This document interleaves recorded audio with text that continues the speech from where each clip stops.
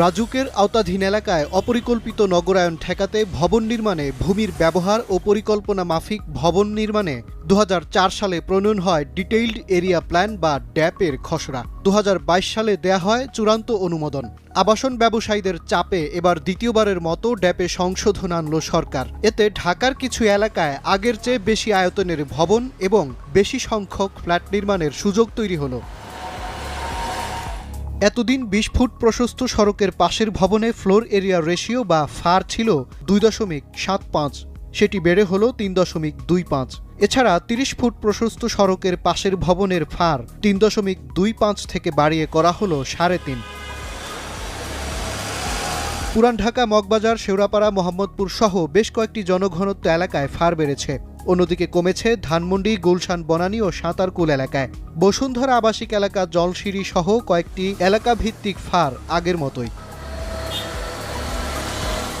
মূল ড্যাপে পুরান ঢাকায় ৫ কাঠা জমিতে ফ্ল্যাট নির্মাণ হতো ৬টি, তা বেড়ে হচ্ছে ১২টি। এছাড়াও দক্ষিণ খান, ফরিদাবাদ, মিরপুর, গুলশান, বনানী সহ বেশ কয়েকটি এলাকার আবাসন ইউনিটের হার বেড়েছে।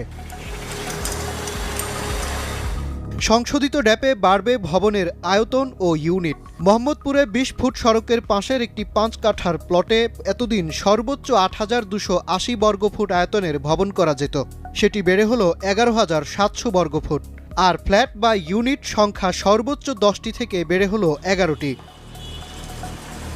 পুরান ঢাকার একই অবস্থানেও ৯,৩৬০ বর্গফুটের ভবনের বদলে নির্মাণ করা যাবে ১১,৭০০ বর্গফুটের ভবন। ৬টি ফ্ল্যাট বাড়িয়ে করা হয়েছে ১২টি। গুলশান, বনানী এলাকায় ২০ ফুট সড়কের পাশের একটি ৫ কাঠা জমিতে পুরনো নিয়ম ৯,৯০০ বর্গফুট থেকে বাড়িয়ে ১১,৭০০ বর্গফুটের ভবন নির্মাণের সুযোগ রাখা হয়েছে। নির্মাণ সুযোগ বাড়ার সঙ্গে বাড়বে খরচও। ১,০০০ টাকার নকশা অনুমোদন, আপিল ও মেয়াদ বাড়ানোর আবেদন ফি বেড়ে ৫,০০০ টাকা হতে পারে। এছাড়া ব্লক ভিত্তিক আবাসিক ইউনিট নির্মাণ আবেদনের ক্ষেত্রেও প্রতি কাঠায় নতুন করে ৫,০০০ টাকা ফি আরোপ হতে পারে। ভবন নির্মাণের অনুমোদন নিতে প্রতি বর্গমিটারে ফি দিতে হবে ৫০ টাকা। ব্যবসায়ীরা বলছেন, তাদের দীর্ঘদিনের এ দাবি বাস্তবায়ন হওয়ায় আবাসন খাতে বিনিয়োগ বাড়বে।